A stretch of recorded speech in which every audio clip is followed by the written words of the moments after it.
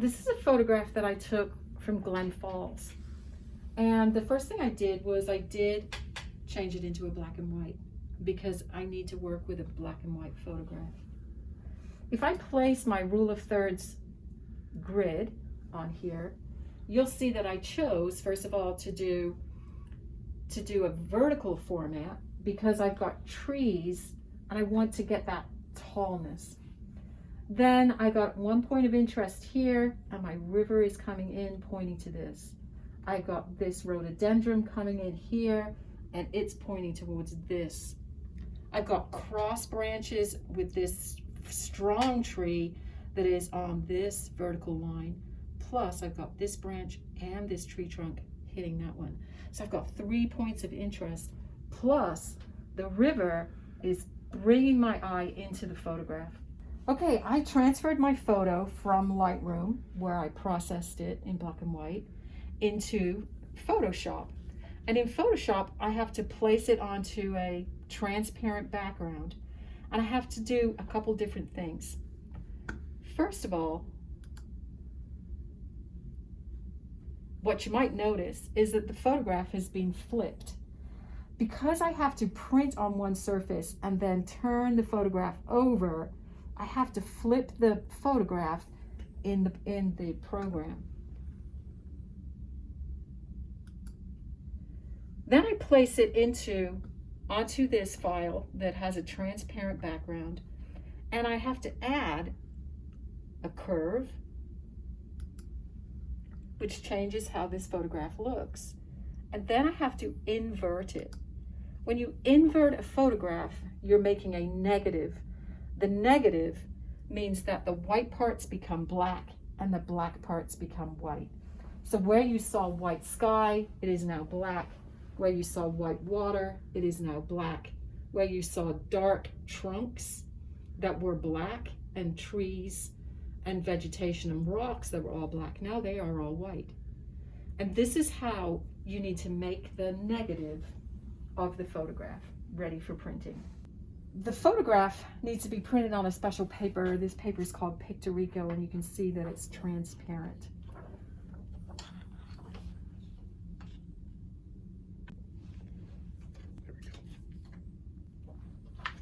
And here's the negative.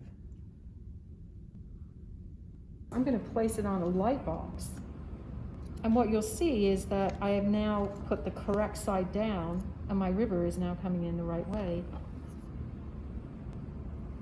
The white parts become black, the black parts become white.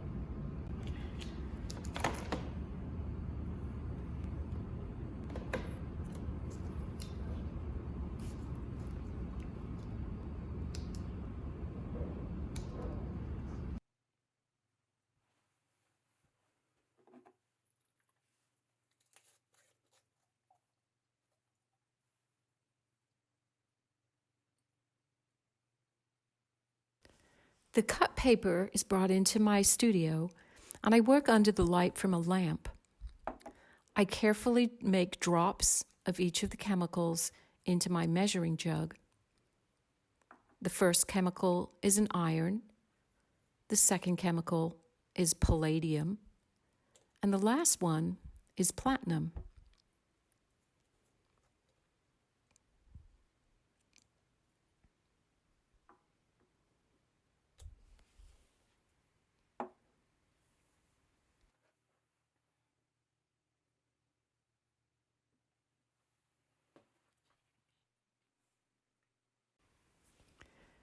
The chemicals are swirled around and mixed, and then poured gently onto the paper.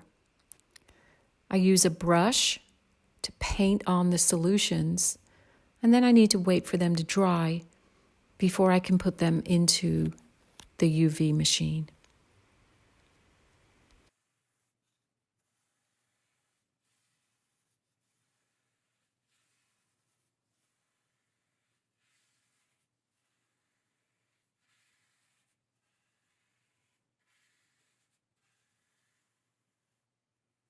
Okay, so after I've coated the paper, I'm going to take my negative and I'm going to place it so that I see it right side up.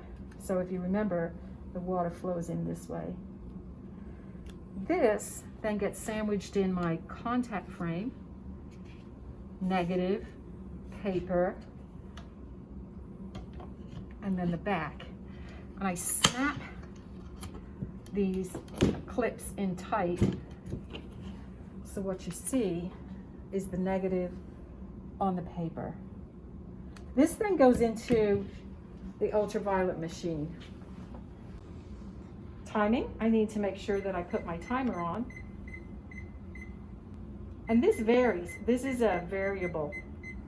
I have to test my prints to see how much time. But generally speaking, it's about 8.5 minutes. I take my contact frame, I place it in the unit, I close the door, and I push my start button. So now the timer's ready. We pull out the print, and it's ready to be developed into the chemical baths.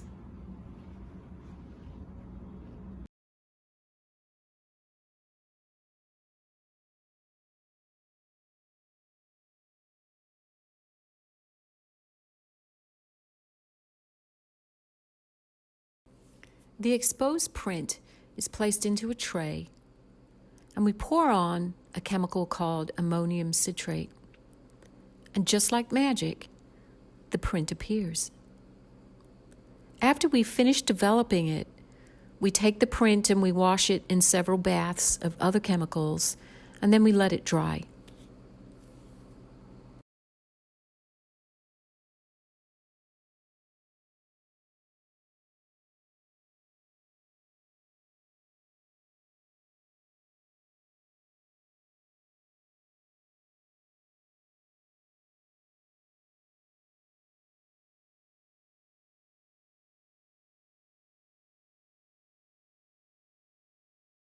What's important to me is that I control as many variables when I'm making this print. And one of the things I do is I always keep a record sheet.